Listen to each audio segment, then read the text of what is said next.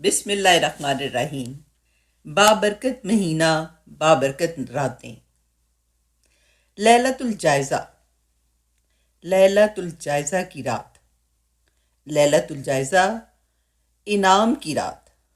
رمضان کے اختتام پر عید الفطر کی چاند رات کو کہتے ہیں، جب اللہ تعالیٰ رمضان بھر روزے رکھنے اور عبادت کرنے والے بندوں کو اپنی مغفرت اور رضا کا انعام عطا فرماتا ہے، اور یہ رات خاص طور پر دعاؤں اور عبادت کے لیے فضیلت رکھتی ہے۔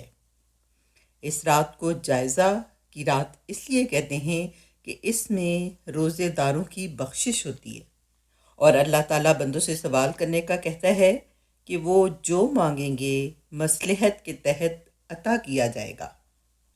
فضیلت: اس رات میں اللہ تعالیٰ رمضان میں جہنم سے آزاد ہونے والے لوگوں کے برابر مزید لوگوں کو آزاد کرتا ہے اور روزے داروں کی بخشش کا اعلان فرماتا ہے۔